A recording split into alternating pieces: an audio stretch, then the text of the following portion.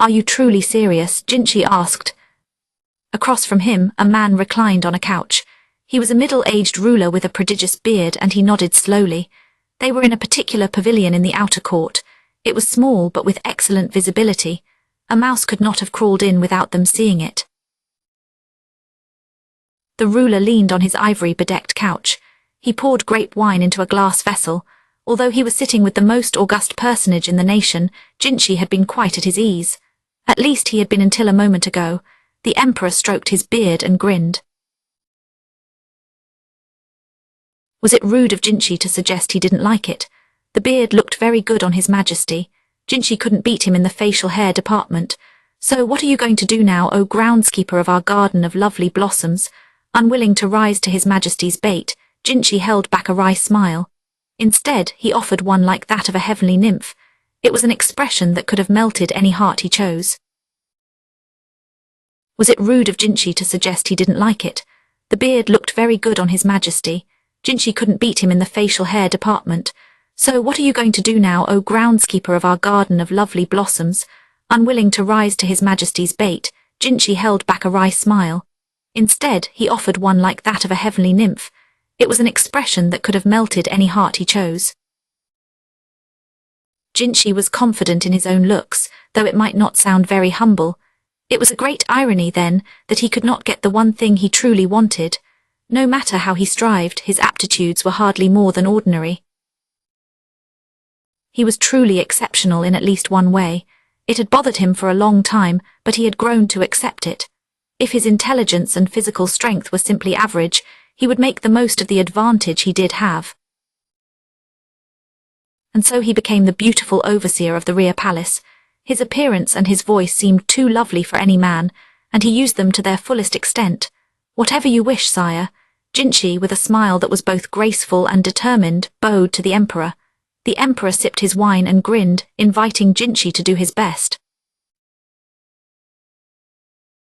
Jinchi knew very well that he was no more than a child. He was a child dancing in the emperor's great palm, but he would do it. Oh yes, he would. He would entertain even his majesty's most outrageous wishes. That was Jinchi's duty. It was also his wager with the emperor. He had to win that wager. Jinchi knew very well that he was no more than a child. He was a child dancing in the emperor's great palm, but he would do it. Oh yes, he would. He would entertain even his majesty's most outrageous wishes. That was Jinchi's duty. It was also his wager with the emperor. He had to win that wager. It was the only way Jinchi would be able to choose his own path. Other ways perhaps existed, but a man of ordinary intelligence like Jinchi couldn't imagine them, so he had chosen the road he now followed. Jinchi brought his cup to his lips and felt the sweet fruit wine wet his throat. The heavenly smile never slipped from his face. "Here you go." It was the only way Jinchi would be able to choose his own path. Other ways perhaps existed, but a man of ordinary intelligence like Jinchi couldn't imagine them, so he had chosen the road he now followed. Jinchi brought his cup to his lips and felt the sweet fruit wine wet his throat. The heavenly smile never slipped from his face. "Here you go. Take this and this, oh, and you will need one of these." Maomao winced at all the stuff that came veritably flying at her. The courtesan Maomao was the one flinging the rouge and whitening powder and clothes in her direction. They were in her room at the verdigris house. "Sis, I do not need any of this," Maomao said, taking the cosmetics one by one and returning them to their various shelves. "Like fun you do not," Maomao said, exasperated. "Everyone else who attends will have even better things than this. The least you could do is try to look presentable. Only courtesans get dressed up this nicely to go to work." Maomao had just looked away, wishing she could go mix the herbs she collected yesterday, when a bundle of wooden writing strips flew toward her. Her esteemed older sister was solicitous, but sometimes short-tempered. She said, "You finally get a job worth having, and you won't even try to act like you belong there. Listen, the world is full of people who would kill to be in your place. If you aren't grateful for what you have, your hard-won clients will leave you." "Oh, very well," Maomao said. Education at the verdigris house could be a bit rough, whether it was administered by the madam or Maomao, but there was truth to what she said. Maomao picked up the writing strips a bit sullenly. The wood was dark from being written on and erased repeatedly. It currently held the words of a song, written in a delicate hand.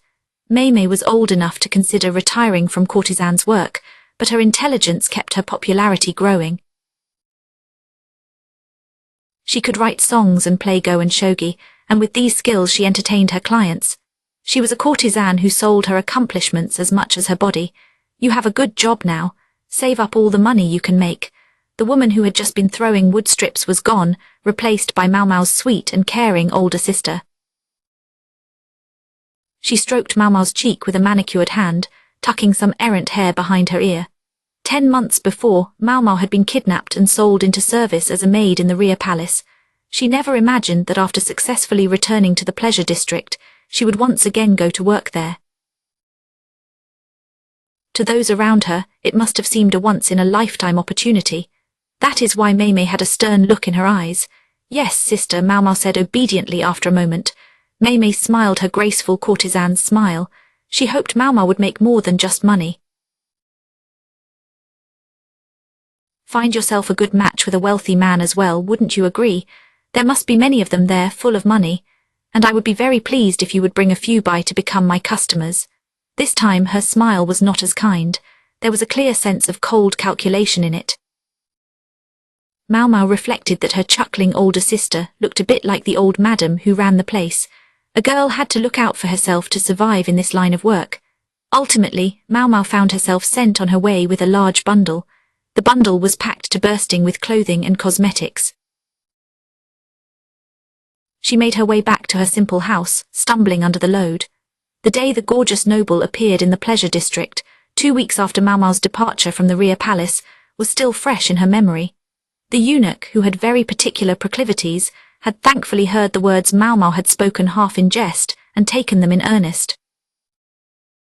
He confronted the madam with enough money to cover Maomao's debts. He was also kind enough to bring a rare medicinal herb as a gift. The contract was stamped in less than 30 minutes. Therefore, Maomao would resume her employment at that most renowned workplace. She was a little hesitant to leave her father again to live where she worked, but the terms of her new contract seemed much better than before. This time, she would not simply vanish without a trace. Her father had told her to do what she wished, speaking with a gentle smile. Then his face had briefly darkened when he looked at her contract. What had that meant? Looks like they were very generous, Maomao's father remarked. A large pot of medicinal herbs was boiling nearby. Maomao finally put down the cloth-covered bundle and stretched her shoulders. Their ramshackle house was so drafty that it was cold even with the fireplace lit. She and her father were each wearing several layers of clothing. She caught him rubbing his knee, a sure sign that his old wound was paining him. I cannot take much of it with me, Maomao said, looking at the cargo she had already prepared. The mortar and pestle are essential, and I cannot do without my notebook. I'm also a little hesitant to get rid of any more undergarments. As Maomao frowned and grumbled, her father took the pot off the fire and came over to her. My Maomao, I am not so sure you can bring these with you, he said. He plucked her mortar and pestle from her bundle, earning a glare. You are not a doctor. If you try bringing these in, they might think you are planning to poison someone. Come now, do not look at me like that. You made this decision and you cannot take it back now. Are we sure about that? Maomao slumped down onto the dirt floor. Her father deduced at a glance what she was really trying to say. All right now, finish your preparations and then get yourself to bed. You can ask them to let you have your tools gradually over time. It would be rude not to focus on your work, especially on the first day. Yeah, fine. Maomao reluctantly returned the apothecary's implements to the shelf. Then she picked out a few of the most useful parting gifts she had received and put them in her bundle. She frowned at the whitening powder and the seashell full of blush. She eventually included the blush, as it did not take up too much room. Among the gifts was an excellent padded cotton jacket. Perhaps they had taken the opportunity to give her something a customer had forgotten. It certainly did not look like something a courtesan would wear. Maomao watched her father stash the pot away and put some wood on the fire. He hobbled over to his bed, a simple reed mat, and lay down. His bedclothes were only another mat and a poor outer robe. He said, when you're finished, I'll put out the light, pulling the fish oil lamp close. Maomao packed the rest of her things. Then she went to tuck herself into her bed on the other side of the room. A thought occurred to her, and she dragged her sleeping mat over toward her father's bed. Her father remarked, "Well now, it has been a while since you did that. I thought you weren't a child anymore." "No, but I am cold." Was it a little too obvious the way Maomao averted her eyes? She remembered being about 10 when she started sleeping by herself. It had been years since then. She stuffed the new cotton jacket between herself and her father and let her eyes drift shut. She rolled to one side and arched her back, settling into a fetal position. "It will be lonely around here again," her father said calmly. "It doesn't have to be. This time I can come home whenever I want." Maomao's tone was brief, but she noticed the warmth of her father's arm against her back. "Yes, of course. Do come back anytime." A hand tousled her hair. She called him father, dad, or pops. However, his appearance was closer to that of an old woman. Everyone agreed that his manner was motherly. Maomao had no mother, not really. But she had her father who cared for her, and the yammering old madam and her endlessly lively older sisters. She could come back and see them whenever she wanted. She could feel the warmth of her father's hand, withered like an old branch, still stroking her hair as her breathing fell into the steady, even rhythm of sleep. Chapter 1, Serving in the Outer Court. I was under the distinct impression that I would be going back to the rear palace. Maomao found herself wearing an outfit made of cotton. When she remembered the simple hemp dress she had been given as a maid in the rear palace, it seemed quite luxurious. "You were dismissed, I'm afraid. You cannot simply return. This is where you will be working now." Jinchi's aide, Gaeshun, was showing her around the palace and instructing her in the names of the various buildings and the offices within them. The palace was quite large, so the tour was bound to be dizzying. The rear palace was part of the inner court where the imperial family lived. Maomao's workplace, however, would be the outer court. It was the same place as all the functionaries who staffed the administrative organs. To the east from here, you will find many soldiers and military personnel. I suggest you steer clear of them. Maomao nodded as she looked at the plants nearby. I knew it, there were lots more ingredients growing in the rear palace. She suspected her father, Liumen, had planted the wide variety of useful herbs during his time there. It would explain the profusion of medicinal plants in an otherwise limited space. As they walked along, Gaeshun explained this, that, and the other thing. Maomao felt a peculiar prickling along her neck. She looked behind her and saw some of the women who served in the outer court watching her. They were more accurately glaring at her. Just as men have things they only understand among themselves, women share a certain sense about some things. Men often resolve their differences with physical force, while women frequently use emotional means. These women were carefully observing the newcomer. Maomao did not like this at all, she thought. She stuck out her tongue at the other women, then quickly followed Gaeshun toward the next building. Maomao discovered her duties in the outer court would be much like those she had performed in the rear palace. She would clean the rooms she was told to clean, and do odd jobs and little chores whenever she was instructed. Jinchi had bigger plans for me, she gathered, but never got the chance to implement them. I failed the test. How could you have failed? I wondered why I should have passed. Both Jinchi and Gaeshun had been stunned. Apparently they had simply assumed that I would succeed. Maomao grew up in the red light district and could read and write. She also received a basic education in singing and playing the erhu. The test was not as difficult as the civil service examinations. They thought she would pass easily with a little studying. "Excuse me for not living up to your expectations," Maomao thought as she angrily wiped a window frame. She was in the hallway of Jinchi's office. The architecture was simpler than what was displayed in the rear palace, although the building was perhaps a little taller. The vermilion lacquered walls were a brilliant red, and they were evidently refreshed each year. The truth was, Maomao did not like studying. She was probably less adept than average at remembering things she wasn't interested in. Medicines, drugs, and herbs were one thing, but why would anyone bother to learn history? What good would it do them? As for the law, it changed constantly. What was the point of memorizing it? Sadly, Maomao was not capable of investing much effort in that direction. It was natural for her to fail the test. She had opened the study materials with every intention of reading them, but then, the next thing she knew, it was morning. This happened several times in a row. Maomao consoled herself that the outcome had been inevitable. She nodded in agreement with her own conclusion.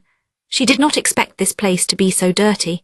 Such a big space had many spots that were hard to reach and easy to miss. However, Maomao did suspect that there might have been a little slacking involved.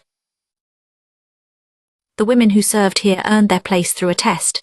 This was very different from how the maids were recruited, sold, or even stolen to serve the rear palace. These women had families and educations, and they possessed the pride to go with them. They likely considered maids' work to be beneath them.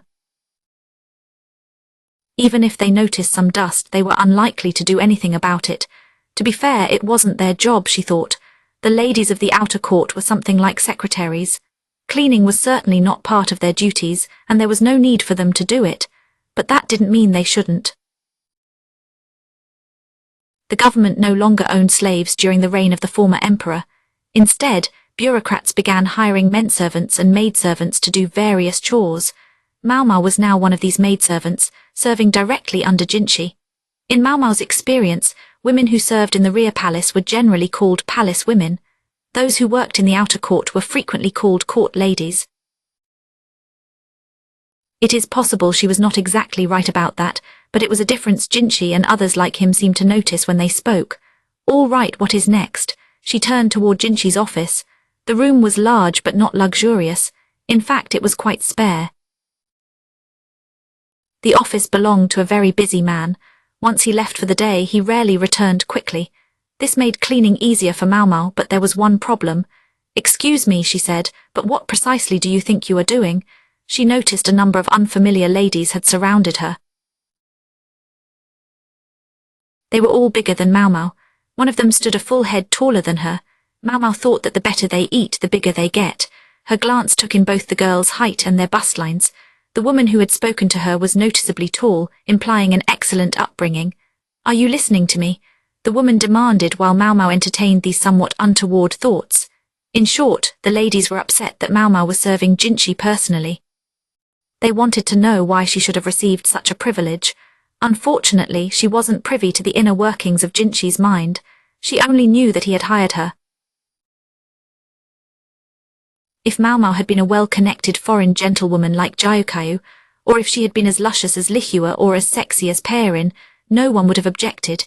They would not have had grounds to object either, but Maomao looked like nothing more than a scrawny, befreckled chicken. The girls could not stand it. It drove them mad to see Maomao by the side of the gorgeous eunuch. They would have given anything to trade places with her. Maomao thought, what to do now? She was hardly the world's fastest talker. Often, in fact, she would think hard but ultimately leave her mouth shut. But silence seemed likely to irritate these ladies as much as anything Maomao might actually say.